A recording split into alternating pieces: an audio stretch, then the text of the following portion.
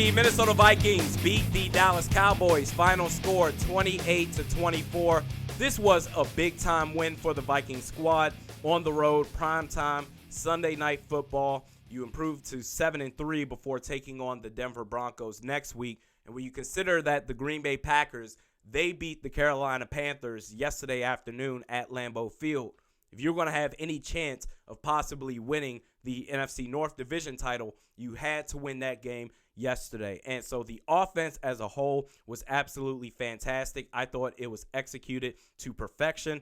We'll start with Dalvin Cook. I got a couple of players and a couple of people to give a shout out to. So Dalvin Cook, who is the best player in the whole National Football League at consistently making something out of nothing plays happen. So 183 yards from scrimmage, 1 touchdown. He is so invaluable to this Vikings offense. He outperformed Zeke Elliott at his own house, AT&T Stadium last night. We'll talk about Zeke Elliott in just a second, but I think with Dalvin Cook, we're at the point now, and we've seen this with other examples like Danielle Hunter, Stephon Diggs, Eric Kendricks, Xavier Rhodes before his play shit the bed, where basically we have players who are great now, but we know they're going to get even better. So I think now is the time where we signed them up this upcoming season, where we signed Dalvin Cook to a big long-term contract to where he signs it. By the time he gets even better, that contract that he previously signed for is more of a bargain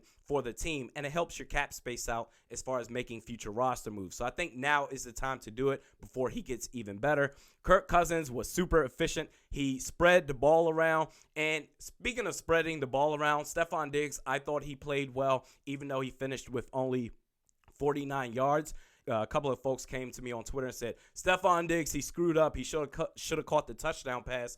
And yes, he dropped it, but I thought it was more of a great pass defense by Xavier Woods than anything else. But I thought he played well, especially considering that Kirk Cousins spread the ball around. Kirk Cousins was super efficient. I thought that he played better than what he did at Arrowhead. But even at Arrowhead and just like in Dallas, he did enough for the Vikings team to win the ball game. And then Kyle Rudolph caught both of Kirk Cousins' touchdown passes, 4 catches for 14 yards, 2 touchdowns, and 1 2-point conversion. So 3 of Kyle Rudolph's 4 catches were for scores. So we're talking about 2 touchdown catches, so that's 12 points, and then a 2-point conversion. He was solely responsible for 14 of the 28 points that the Minnesota Vikings scored. He's a good player, man. He's a good football player. I'm not going to tolerate any Kyle Rudolph slander because he's great. He is still a great tight end. You just got to feed him the ball or give him the target. Certainly with Adam Thielen being out, it certainly helps Kyle Rudolph, but he's still a good player, man. We can't disrespect him. Offensive line, amazing, stellar. When you consider the playmakers that the Cowboys have on defense, the defensive line, the linebackers, the front 7 that they have, Kirk Cousins had damn near nothing. He got sacked 1 time. Okay, fine. But Kirk Cousins, for the most part, had nothing but time and then opened up holes for Dalvin Cook to run through. I thought, considering who they went up against, I thought that was the best game that this Vikings offensive line has had all season long. Stellar job. And speaking of the Vikings offensive line, remember when Brian O'Neill went down? When Brian O'Neill went down, I said, oh boy, it's time to panic. This is time to panic. Because I said, listen, if Brian O'Neill is going down, if he went down just to catch his breath, I'm fine with it. But if it's for an injury or anything else, it is time to panic. And then he went out. I said, oh, my God, we can't do this because he's our best offensive lineman. And then he came back into the game. And you know that favorable or that popular gif of Denzel Washington? I forgot what movie it's from. But basically, whenever anyone is scared of a celebrity or something, when a celebrity's name is trending, oh, my God, I thought something happened to this person. And Denzel Washington, the gif is used. Woo, you kind of catch your breath.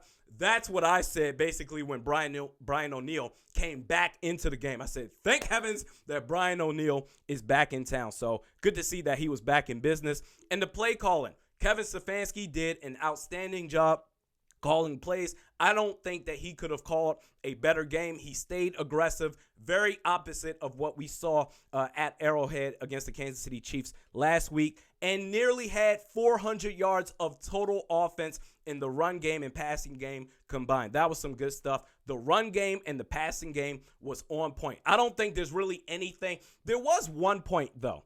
The Vikings were up 14-0, and the play calling was still aggressive, but they ended up punting the ball. I don't know if this was the direct possession after going up 14-0 in the first quarter, certainly in the first half. But basically, they still stayed aggressive to where Kirk Cousins threw a long pass to Kyle Rudolph, but he overshot Kyle Rudolph. And then I think the play after that on third down, Kirk Cousins took a sack. So they were still aggressive. It was just poorly executed by the players on the field. But still, I like the aggressive play calling from start to finish. They did all that they needed to do for the Vikings offense as a whole for this Vikings team to win. So that was some good stuff right there. And then we get to the defense. Mike Zimmer and that defense. Okay, let's start with the positive. You shut down Ezekiel Elliott. 20 carries for 47 yards. The Vikings defense held the Dallas running attack as a whole to 50 yards total rushing. That's pretty great. Pretty fantastic. But then when you look at the secondary, because this is what I said in the preview last Thursday, this isn't the old Cowboys of stop Zeke and you automatically will win this game because you forced Dak Prescott to beat you with his arm and he's not that great. They're a different team this year. So it's great. You stopped Ezekiel Elliott, but there's more to their offense than that. And when you look at their offense, they had two receivers. The Dallas Cowboys had two receivers, Amari Cooper and Randall Cobb, who had over 100 yards receiving. They damn near had three receivers with over 100 yards receiving, and Michael Gallup with 76 yards. Dak Prescott threw for nearly 400 yards on this secondary. And the first two touchdowns that they scored were in the first half. And both of those receiving touchdowns that the Dallas Cowboys had were over 20 yards. And Mike Hughes, my God, easily his worst game as a pro. Let me tell you something right now. I like Mike Hughes a lot. But when your cornerback leads the team in tackles for a particular game, that means that he got absolutely worked last night. And did he ever? The secondary as a whole was Swiss cheese, and that was up until Eric, because it got to the point where they were marching up the field. The second to last possession for the Cowboys. Oh, my God, 28-24, Cowboy, we know what's about to happen. Just boom, boom, boom, attacking the secondary left and right to where Mike Zimmer's defense got saved by two people, or really one pair of people and then another person. So the pair of people was Jason Garrett / Kellen Moore. I don't know. I believe Kellen Moore calls the plays, so I would lean towards Kellen Moore, but I'm going to include Jason Garrett in this too because those two dudes, Jason Garrett and Kellen Moore, out-Zimmered Mike Zimmer in the sense that third and short on the second to last possession of the Cowboys to where they're up there, they could get a first down. They're basically at the 10 or 11 yard line. They're close to scoring a touchdown. Third and short. Ezekiel Elliott hadn't done jack all game long, and they decided to run like a left zone running scheme for Ezekiel Elliott to where he got stuffed behind the line of scrimmage. And then that put extra pressure on the Dallas Cowboys to then convert the fourth down into a first down to have a chance to still score and take the lead in that game. And what happened was on that fourth down play, the next person saved Mike Zimmer's ass, and that was Eric Kendricks, which brings up the double R play of the game. Against Amari Cooper. So 5 receivers. You got Prescott. You get to the outside, and it's broken up.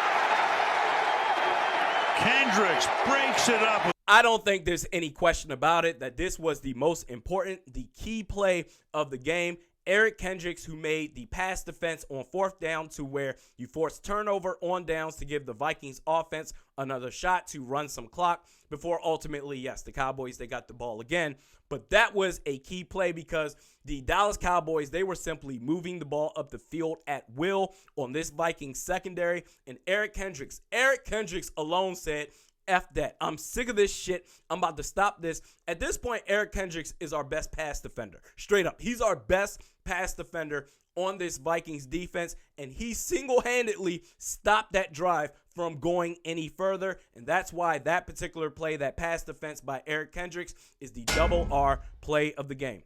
And obviously, Ron Kearse ended the game with the game-ending interception on the final offensive possession for the Dallas Cowboys. So the final two defensive drives for the Vikings, the defense stepped up. Well, Really, the second to last possession was all Eric Kendricks, who at this point is our best pass defender in the entire defense, no questions asked. But then, okay, great, interception to end the game. But when you give up nearly 400 yards passing on a Mike Zimmer-led team, there's no excuse for that. So the last two games against the Chiefs and the Cowboys, the defense really let this team down. You can't have that happen when you give up nearly 400 yards on offense this time around to Dak Prescott. So either way, big win, 7-3.